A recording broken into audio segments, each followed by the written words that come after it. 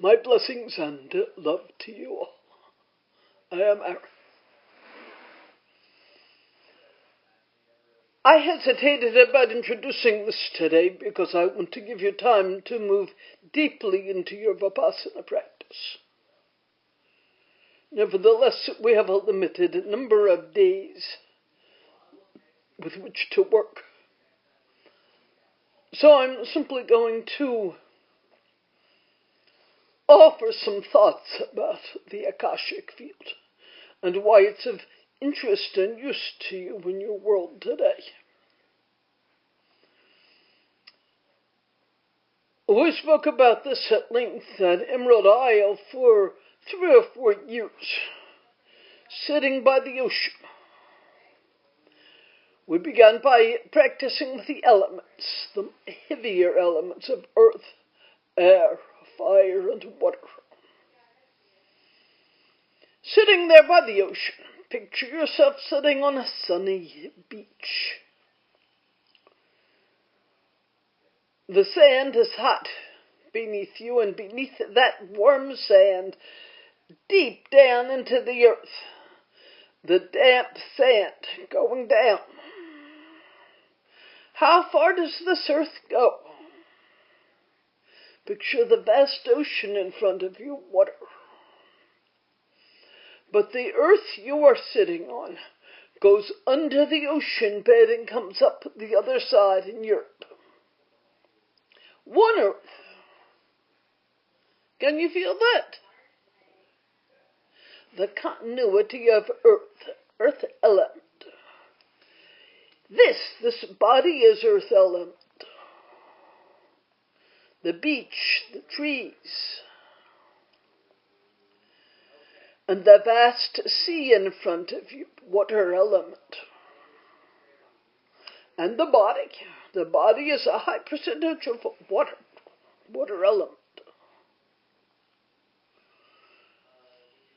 The vast sky, which contains water and air, the wind, and the sun beating down on you, the fire element. But you can feel the fire element in the sand, the hot sand beneath your body. And you can see and feel the fire element as the waves break and you see the sun glinting off the waves. No element is separate. Each element contains all of the other elements. The elements are conditioned. They are mundane objects.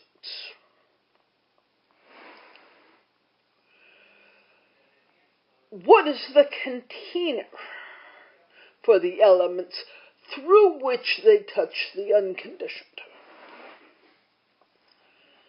The fifth, I hesitate to call it an element. In a sense it is. The fifth element is Akasha. Akasha is that substance wherein all of the mundane elements are at play, and wherein they connect to the unconditioned. Why does this matter?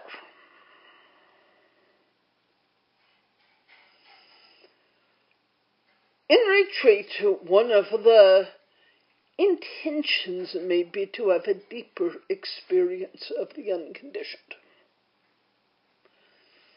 One way to touch on that experience is through meditation on and touching into Akasha. It's not something I can easily define for you, but it's a very helpful entry place, very accessible entry place to the unconditioned. One way we can access that is to take any element. So I invite you now to either sitting where you are in your living rooms or offices or looking out the window to see what element might be predominant. The sun is shining in here on Barbara. You can probably see it through the windows. Those glass block windows. Fire element.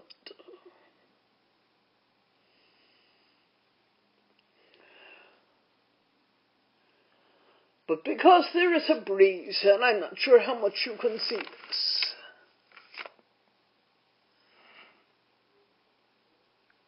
from Barbara's desk here looking out, there is a big evergreen, several, and a breeze, so the branches are blowing slightly. And you can see the combination of fire and air element there.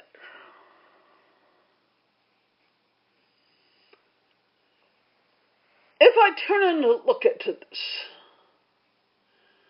just rest, allowing the light and the warmth and the movement, I may begin to rest in the container out of which these are arising. Akasha.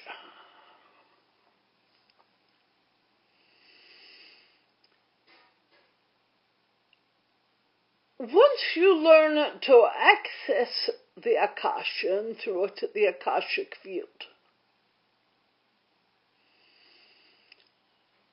you can begin to see the distortions in the Akashic Field, especially those around yourself. Contracted energy, fear, grasping. And Barbara has been working a lot within the Akashic Field, looking at COVID-19, at the virus itself, and the ripples that it is making in the Akashic Field. As soon as you take those ripples of disturbance as something to fix, you get caught up in it, and in the whole mundane realm. Grasping this, pushing that away, contracting. But when you simply hold the whole Akashic Field with all its wonder,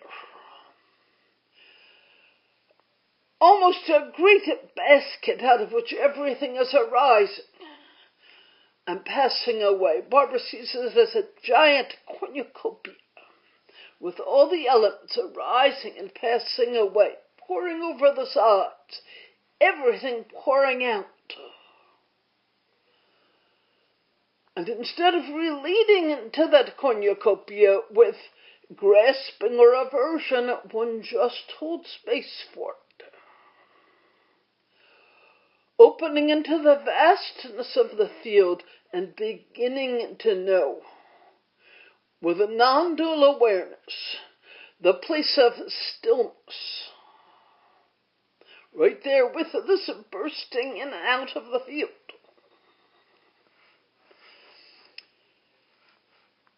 At the beach retreat, we did a lot of practice sitting on the sand, close by the ocean line where the waves were breaking. Imagine looking out at the ocean, the vastness of the ocean going out for so many thousands of miles. Waves arising and passing away, arising and passing away, breaking at your feet, charging toward you, and then rolling back into the sea. New waves coming. But there is nothing there but water, and the movement of the tides and the winds. There is nothing there but the elements.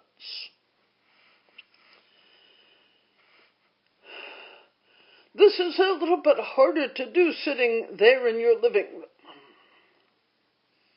And as I said, we spent 2 or 3 years on these Emerald Isle afternoons working with practicing with the elements, and it coming to a knowing of how they are interplaying And right there with the motion of the elements, the stillness, the spaciousness. Since we don't have the ocean in front of us, working with the elements in your own body may be the easiest way to access this. I would invite everybody to bring attention to the breath. Breathing in and breathing out. Breathing in and breathing out.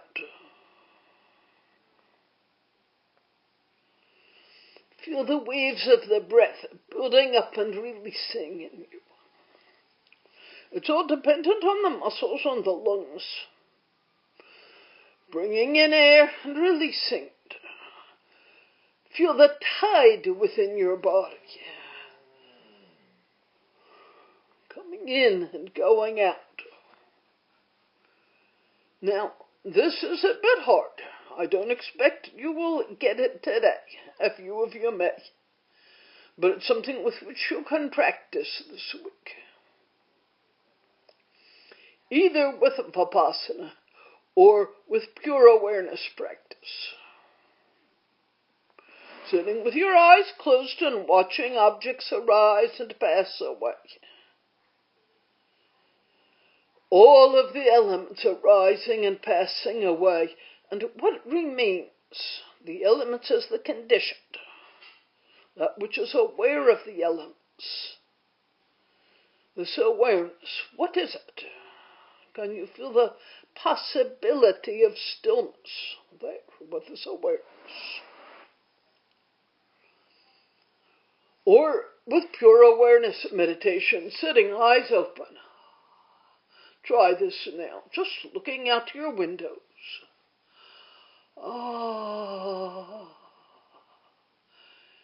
You see forms, you see sky. If the trees are blowing, you see the effect of wind on the trees. You can't see the wind, but you see the effect of it. And you see the sunlight on the ground and on the trees, the fire energy. Earth, air, fire, water. What is it?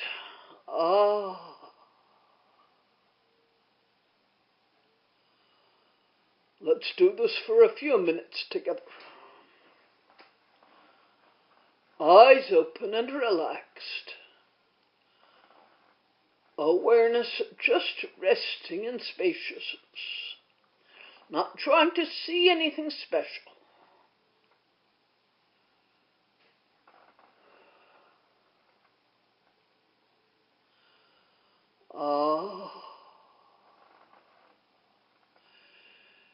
Everything arising and passing away when the conditions are present for it to arise.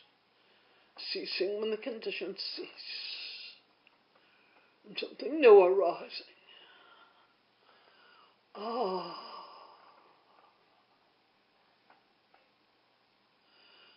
Don't try to see anything special. Just relaxing and present.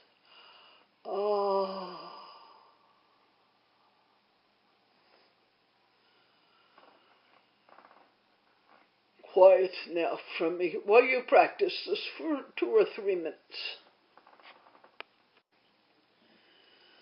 These eyes are looking at a tree. The tree arisen from seed. From whence arose the seed?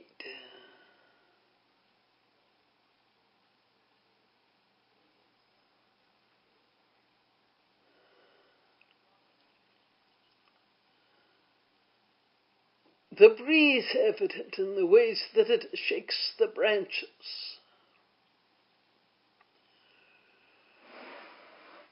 From whence arose the breeze?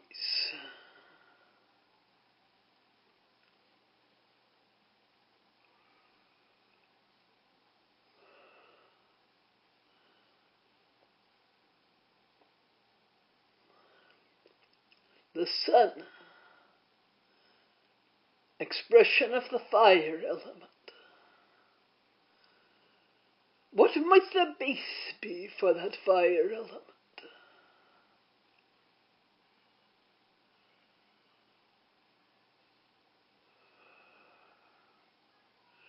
Everything arising from conditions and passing away.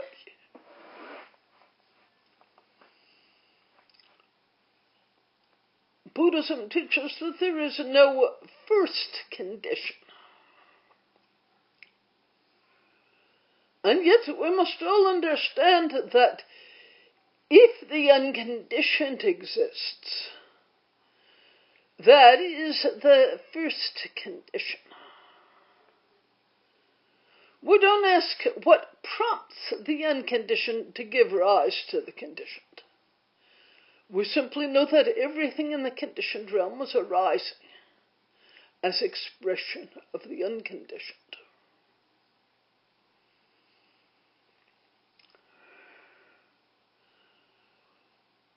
I believe on another day, Love will talk more about this from its perspective. From me, I am simply a meditation teacher, a Dharma teacher. And so I want to simply bring your attention to the accessibility to the unconditioned right here in your everyday life.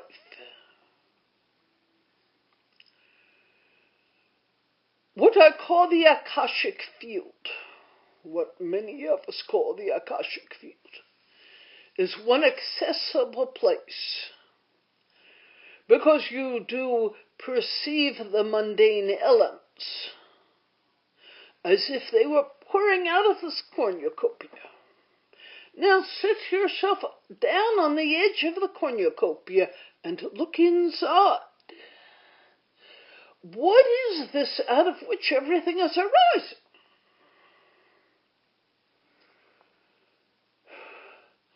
The Akashic Field is one direct expression of the unconditioned.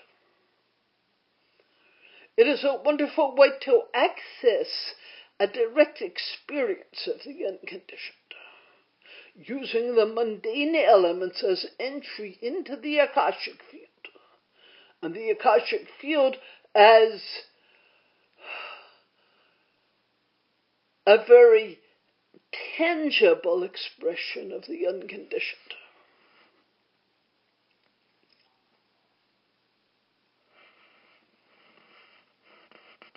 Earth, air, fire, water,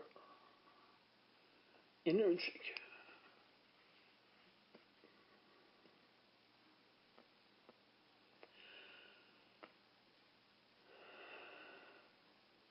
Go into their source. Not trying to go in, just resting and allowing yourself to be drawn in and rest there. This is part one. Imagine yourself now sitting on that beach, and we would have half an hour of practice. And then I would call you all back together. You're going to need to take this practice out to your windows, or better yet to your backyard if you are able. Pure awareness practice. Sitting on a chair, looking at the sky gazing. Just present. Resting in awareness.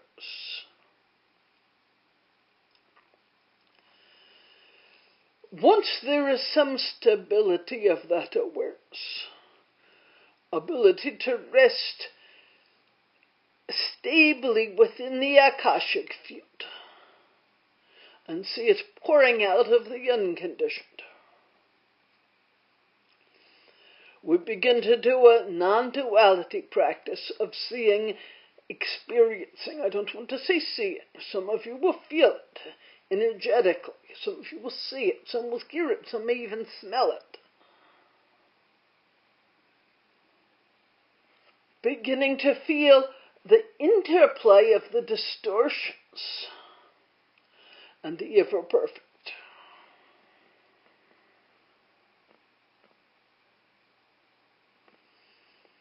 You can watch this while meditating. What we did this morning, the shout and contraction. That which is aware of contraction is not contracted. Can you see or even imagine the ripples of distortion? Maybe as color or energy flowing over the ever-perfect spaciousness.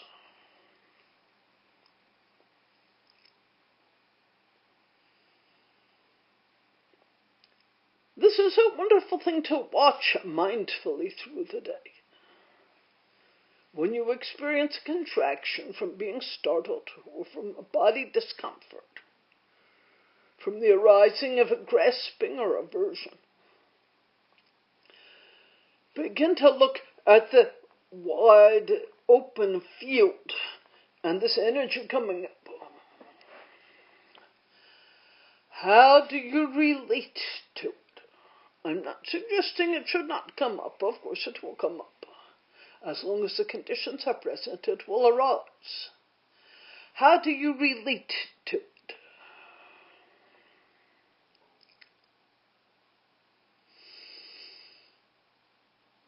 You are not trying to control how you relate to it, just to be mindful. And then if you see you are pushing against it or pulling back from it, simply to note that and come back and rest in spaciousness again. And so you cultivate the ability to rest in spaciousness. I know tonight Barbara is going to be talking about the three kayas, in part, and resting on the Sambhoga Kaya breach. I will not go into that now for those of you unfamiliar with it. And many of you are very familiar with it through the Dharma Path class.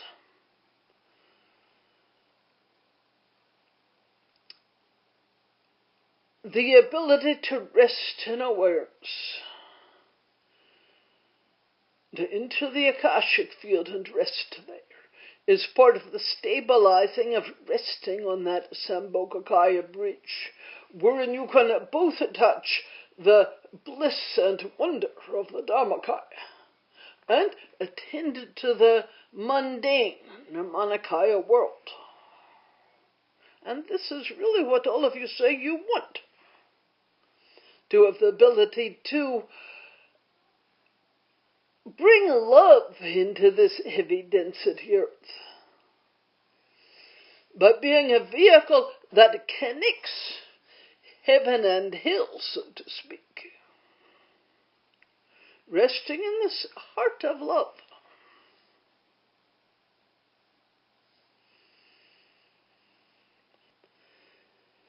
This is not separate from your Vipassana practice. The Vipassana practice is a ground for this kind of practice.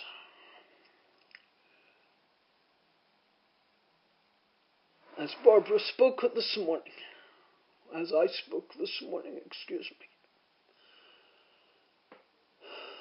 watching objects arise and dissolve and resting in the spaciousness when they do dissolve, and then present with the object again when that becomes predominant. Then letting go of the object, not hanging on to it, resting in spaciousness again. And also aware who or what is resting in spaciousness. What am I?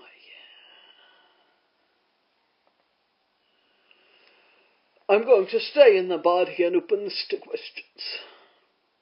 What is the answer to what am I? You tell me. What are you? What is the effect of the answer?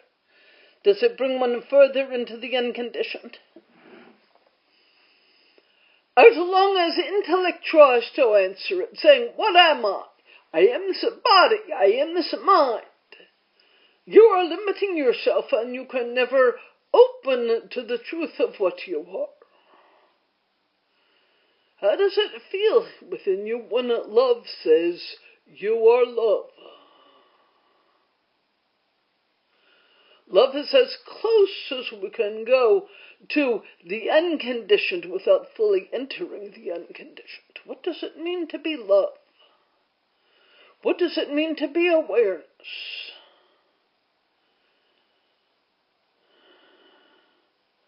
In what ways does knowing yourself as love, as presence, as kindness,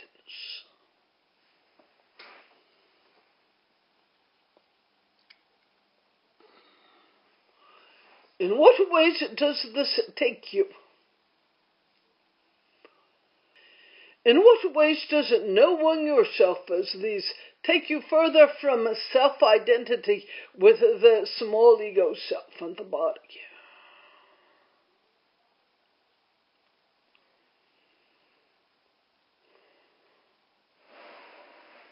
Looking at the notes here, I get confused as to the difference between the elements arising in the Akashic field and conditioned objects arising in awareness. That's a good question. The elements arising in the Akashic field. The elements are the base ground for the other heavier conditioned objects. When you catch it at an element level and have practiced with it, you're much less likely to become self-identified with the heavier conditioned objects. When we see the elements arising in the Akashic field, we see that this is simply the self-display of ground of a being, expressing itself at an elemental level as earth, air, fire, water, space, expressing itself. Then we can invite the awareness to go deeper in. These elements, out of what are they arising? Go right into the field itself, resting in the vastness and the unconditioned nature of the field. Conditioned objects arising in awareness.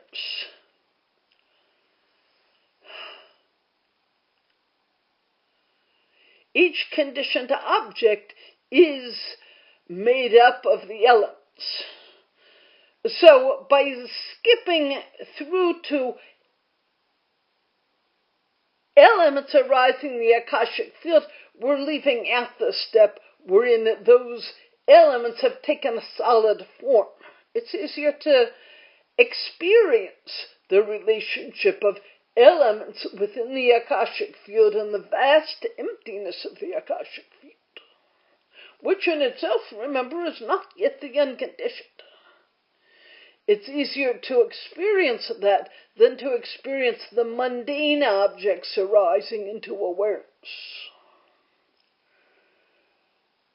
Remember, awareness is chitta, is consciousness.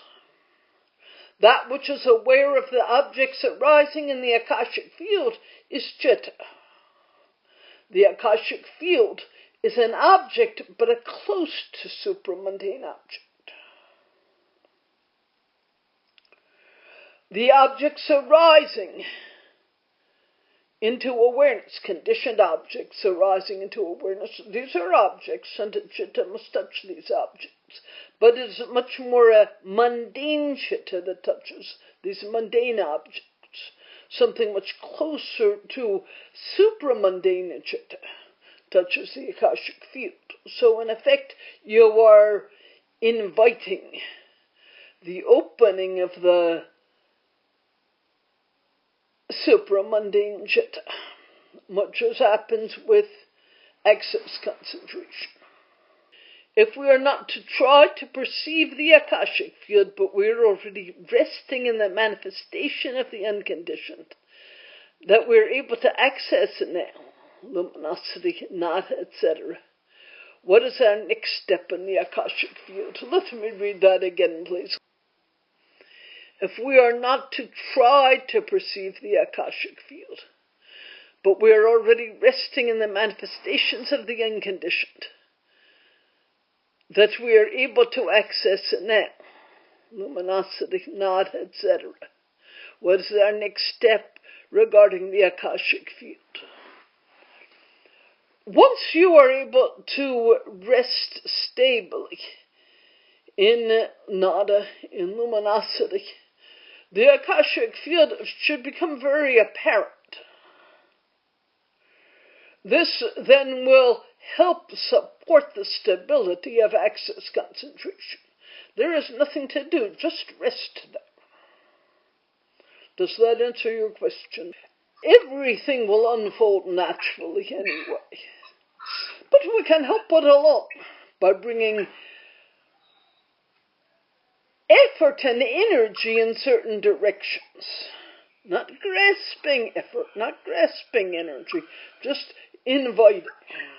I choose to open to this. Begin to look at the previous boundaries you have set up by wanting to hold on to the ego self. Resting open in the Akashic field, the ego self dissolves, and that can be quite uncomfortable for some people. Simply holding the intention to allow the dissolution can be very helpful. I pause. Aaron, when we experience dissolution, is the dissolving... When we experience, did you say distortion or dissolution? Dissolution. Dissolution. Dissolution. Is the dissolution happening into both the Akashic field and the unconditioned?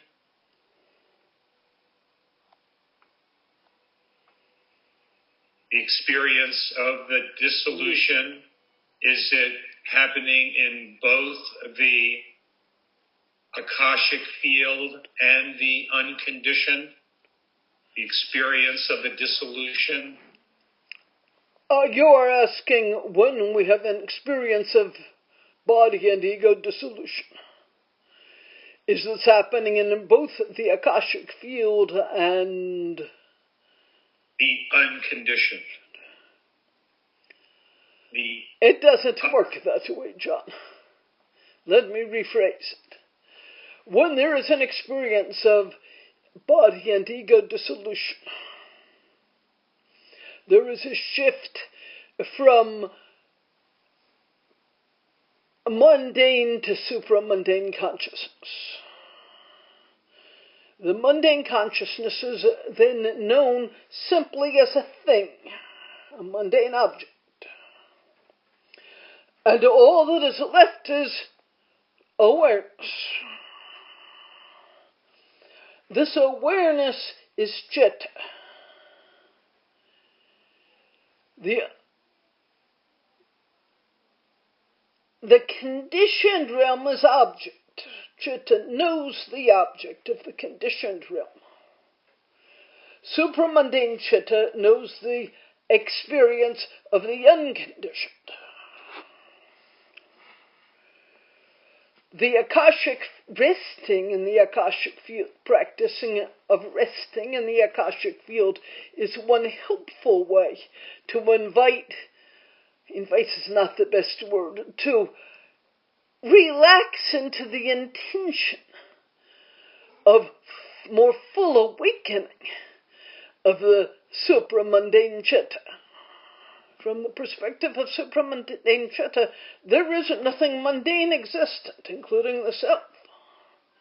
This can lead This can open the way to the most profound experience of the unconditioned and the enormous learning that comes from resting in that unconditioned.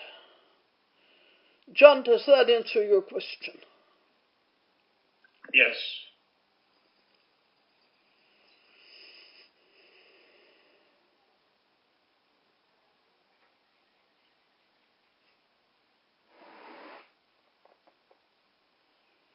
Sometimes I feel like naming my experience interferes with going further.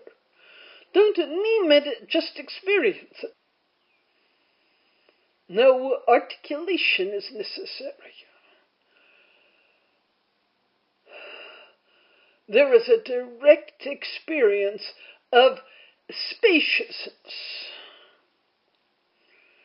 emptiness of self-identification with any of the aggregates, emptiness of self-identification with the elements.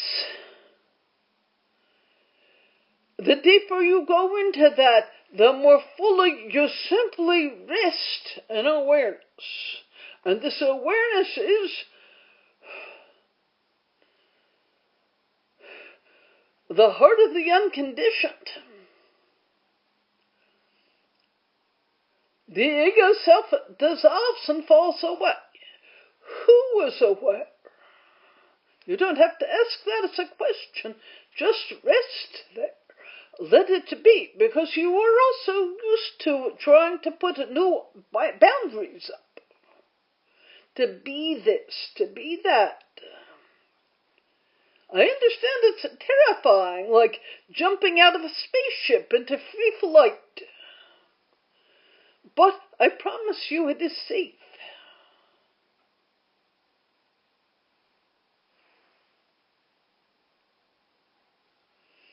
Yes, says I do better with just asking questions and letting go of actually finding answers. Perfect.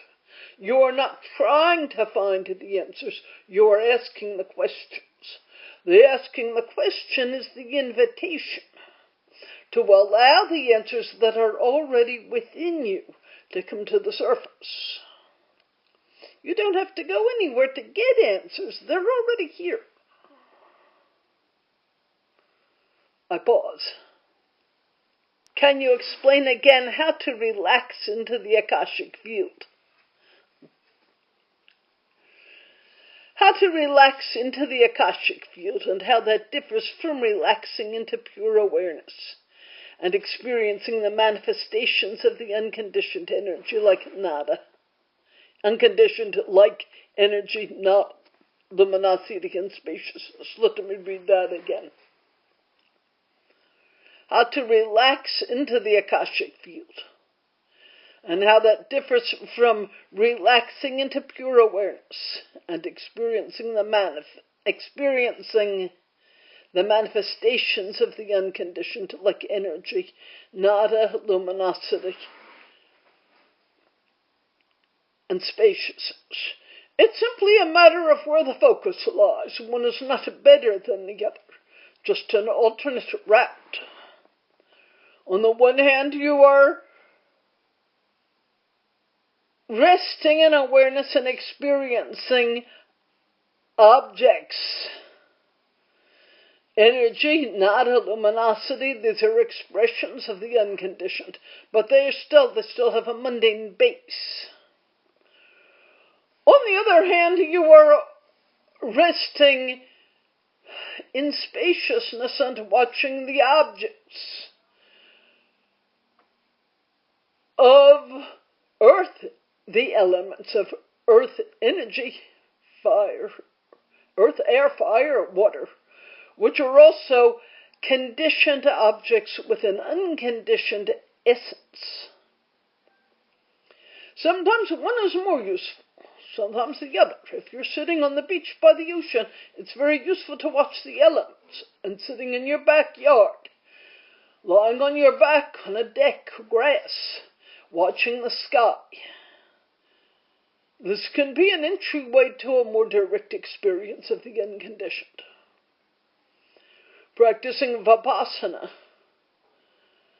using one of those, luminosity, not spaciousness, as a primary object. You're resting there, watching mundane objects arise and pass away and resting in the spaciousness of that luminosity or whatever.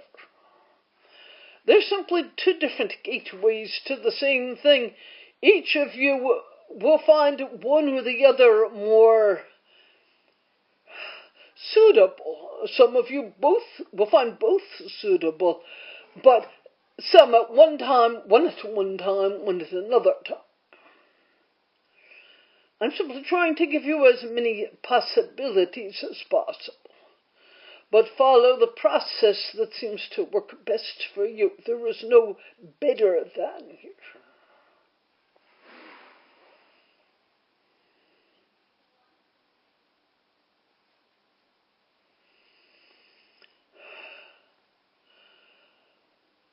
From my perspective, in part it depends where you're going to sit and whether you will be sitting with eyes open or closed. More of a Vipassana practice or more a pure awareness practice. And then offering the intention to move into as deep and clear an experience of the unconditioned as is possible, and to release any obstacles to that. And then trust the path that opens before you, rather than saying, no, I don't want that one, I want this one. Just be present and see what appears. Your practice will lead you where you need to go if you will trust your practice. But for many of you, you are trying to direct the practice too much. I don't want it to be this way, I want it to be that way, in part because part of you still wants control. So you're not willing to free fall. You want to know where it's going. Let it go. Be willing to go into that free fall and trust the practice. If it feels too unstable and too uncomfortable, then you can stop and say, I can't do this yet. I need more support. And step back from it. There's no shame in that. But as much as possible, just trust your practice. Hold the intention and then trust where your practice leads you.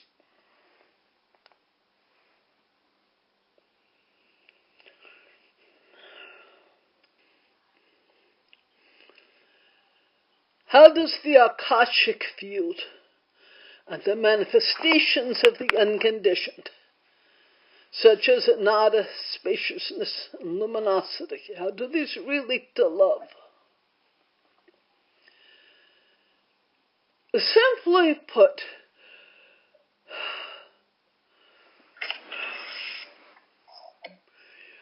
I'm going to ask love to answer this. I'm going to step out, and after love replies, we will close this for now, because we're past 5 o'clock. I want to leave people time for their meal and such before we start again. But for now, love is going to incorporate. My blessings and love to you. I am Aaron.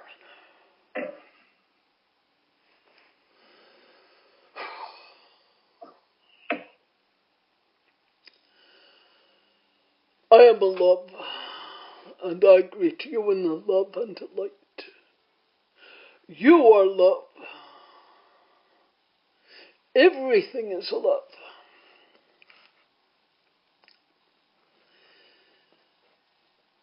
Think, if you will,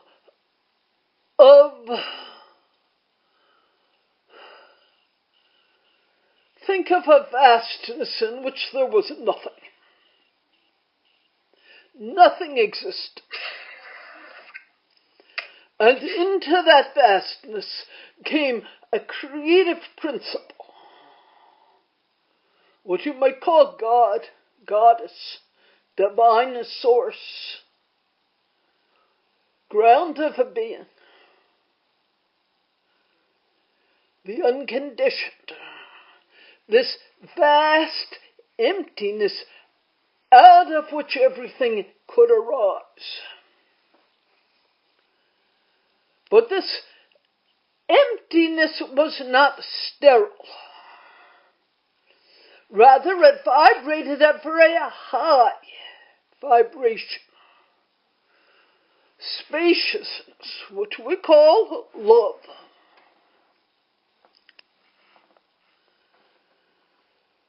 This love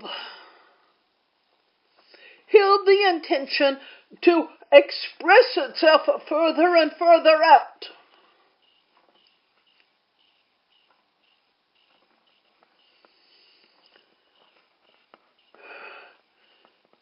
To that end, it invited sparks of itself to break off and express out into the universe.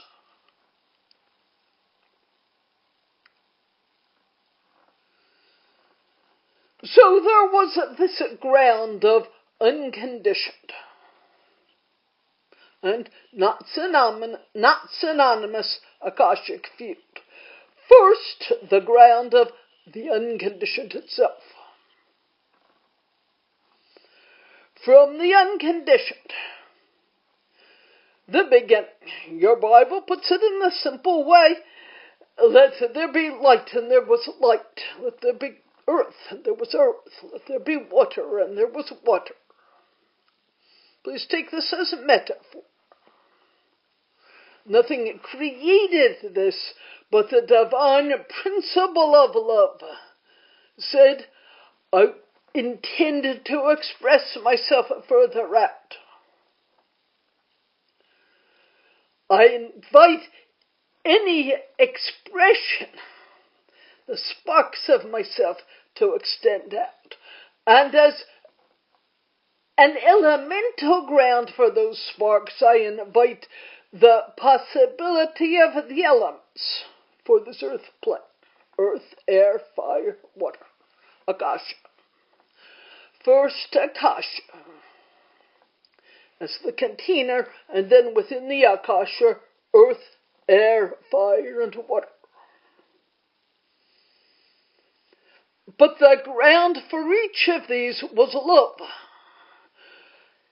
The earth element grounded in love. The fire element grounded in love. Water grounded in love. Air grounded in love.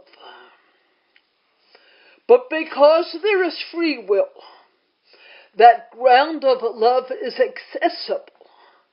And yet every spark of love has the option to move into contraction and to back away from love and into fear. Love is spacious and vast. Fear is contracted. Love, I am love.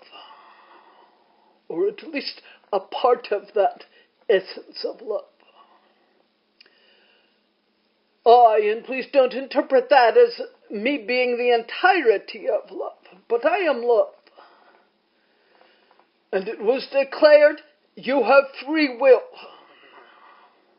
You can pick up on and expand this love, or you can pull in from it, and into the small ego and into the illusion of separation. You may perpetuate that illusion as long as you like. And when you are ready, you may let it go. And then you will truly know yourself as love. I believe from Aaron's more Buddhist perspective, he would say that when you observe a contraction, watch that contraction and note that it has arisen from conditions, is impermanent and not self. And instead of being identified with the contraction, just rest there until it goes. Then as the contraction goes, you come back to more fully expressing love, until love is unbounded. For the human, until there is really complete awakening, there will always be some subtle contraction, but less and less self-identification with the contraction. More and more ability to simply rest in the fullness of the love that you are. And this delights me, because I want playmates to be love with me.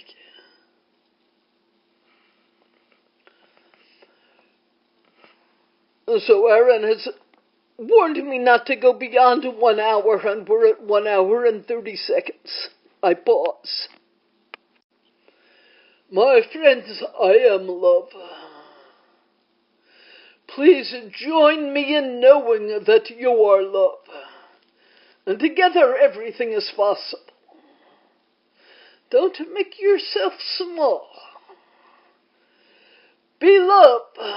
Join me. Dance with me. Be love with me. I love you. That is all. This is Barbara. Love's energy inside my body is so profound. It touches me to the core of my heart. Yeah, I love Aaron very much, and I love Yeshua when he comes through, but love is something else. It's very beautiful.